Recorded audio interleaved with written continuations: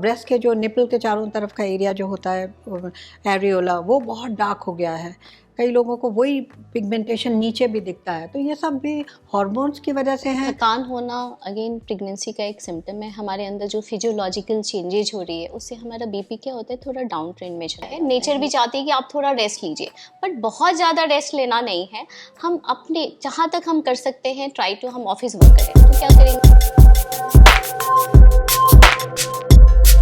कि ब्रेस्ट में क्या चेंजेस आते हैं वाइल प्रेगनेंसी। बहुत सारे जो महिलाएं होती हैं वो कहती हैं कि ब्रेस्ट में भारीपन हो रहा है, ब्रेस्ट में पेन हो रहा है। तो अगर ये प्रॉब्लम उनको दिख रही है, ये लक्षण दिख रहे हैं, तो ऐसे में क्या करना चाहिए? हाँ, तो एक तो ये ब्रेस्ट का भारीपन होना और थोड़ा सा उसमें डिस्कम्फर्ट, पेन से ज़्यादा डिस्कम्फर्ट होता है, तो ये काफ़ी नॉर्मल सा है। क्योंकि कुछ लोगों को आपने देखा होगा कि माहवारी में भी जैसे अगर हम पूरा महीना देखें तो माहवारी आने के पहले जो 1 हफ्ता 10 दिन होते हैं उसमें कई लोगों को बड़ा ब्रेस्ट डिस्कम्फर्ट होता है। तो वही हार्मोन हमें प्रेगनेंसी में बहुत ज़्यादा मात्रा में मिलता है। तो उसी हार्मोन्स की वजह से वो उसी तरह के ब्रेस्ट के चेंजेस पर थोड़े ज़्यादा इंटेंसिटी से होते हैं। तो और ब्रेस्ट का साइज़ बढ़ने लगता है, क्योंकि धीरे धीरे ब्रेस्ट की ग्लैंड्स जो कि हमें आगे मिल्क सिक्रेशन के लिए इस्तेमाल करनी है, तो वो बढ़ता है, फैट भी बढ़ता है, तो कुल मिला के ब्रेस्ट का साइज़ बढ़ता है।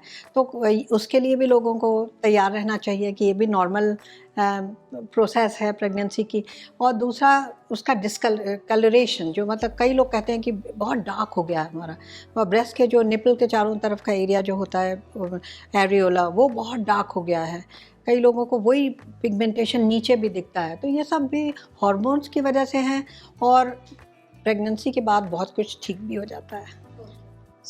हाँ। इसमें मैं कहना चाहूँगी कि समझो कि हमारा ब्रेस्ट तैयार हो रहा है ब्रेस्ट फीडिंग के लिए, तो तैयारी शुरू से ही स्टार्ट हो जाती है। आप छोटे छोटे ट्यूबरकल्स देखेंगे जो हमारी एरियोला में डेवलप होने लगती है। मीन्स ये हमारे मिल्क की एंडिंग है, डक्ट की एंडिंग है, जहाँ पे वो पोर्स खुल रहे हैं, राइट।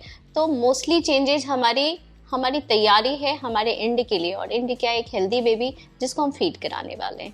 जो ये कह रही है ना कि निपल के चारों तरफ जो छोटे छोटे इरप्शंस जैसे, तो कई लोग उससे भी परेशान हो जाते हैं, तो वो भी एक नॉर्मल चीज। ओके, ग्रेट, थैंक यू, आपने इसको काफ़ी अच्छे से एक्सप्लेन किया। मूविंग ऑन, डॉक्टर, मेरा आपसे सवाल होगा कि बहुत सारे जो लेडीज़ होती हैं प्रेगनेंसी के दौरान उनको थकावट काफ़ी ज़्यादा होने लगती है। ऐसे में कहा जाता है कि एक्टिव रहो, चलते फिरते रहो। तो जब इतनी ज़्यादा थकावट हो रही है तो हम उसको कैसे मैनेज कर सकते हैं, कैसे हम एक्टिव रख सकते हैं खुद को? थकान होना अगेन प्रेगनेंसी का एक सिम्टम है। हमारे अंदर जो फिजियोलॉजिकल चेंजेज हो रही है उससे हमारा बीपी क्या होता है, थोड़ा डाउन ट्रेंड में चला जाता है। हमें बीपी हमारी लो हो जाती है और इसके कारण हमें फटीग होती है।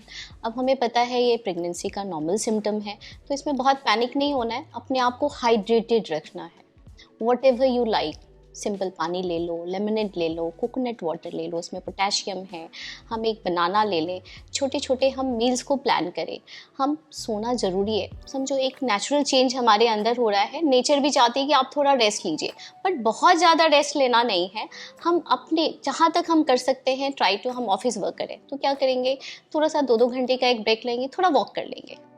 अपने आप को 2-2 घंटे में हम किसी बॉय को बोल देंगे, वो हमारे लिए कुछ लेमनेड प्रिपेयर करके ले आएगा। सिंपल ORS सोल्यूशन होती है, आप अपने बैग में रखिए, उसकी टेट्रा पैक बीच बीच में सिप करते रहिए। तो हम जहाँ तक अपने आप को इफर्ट लगा करके अपने आप को एक्टिव रहने की कोशिश करें, वो हमारे लिए ज़्यादा अच्छा है। सेडेंट्री होने से हमारी कॉम्प्लिकेशन होने के चांसेस ज़्यादा हो सकते हैं। तो हाइड्रेशन और एक्टिव रहना with the positive attitude, it's very important. बिल्कुल, पॉजिटिव एटीट्यूड बहुत ज़्यादा ज़रूरी है इसमें। देखिए, इंडिया में ना एनीमिया भी बहुत कॉमन है। तो जो थकान है, कई लोग प्रेग्नेंट होने के पहले ही बहुत एनीमिक थे, उन्हें पता ही नहीं होता।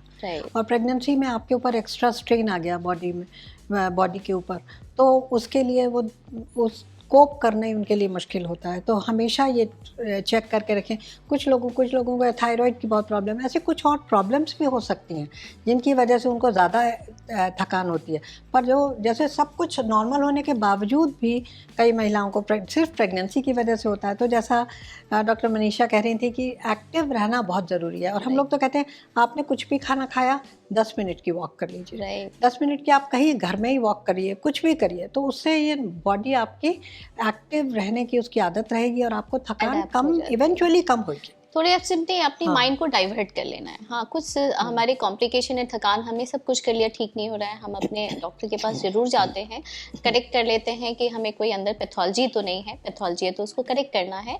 अदरवाइज मोस्टली ये नॉर्मल सिम्टम होता है और उसको ठीक करने के लिए आपका पॉजिटिव माइंड सेट होना बहुत ज़रूरी है कि हम प्रेग्नेंट वुमेन है, वी आर ब्लेस्ड और हमें खुश रहना है, राइट? उसी से आपकी बहुत सारी चीज़ें हमारी काफुर हो जाती है। बिल्कुल, ये बहुत अच्छी बात कही आपने कि पॉजिटिव एटीट्यूड रखना हमारे लिए वाइल प्रेगनेंसी कितना ज़्यादा ज़रूरी है। ग्रेट।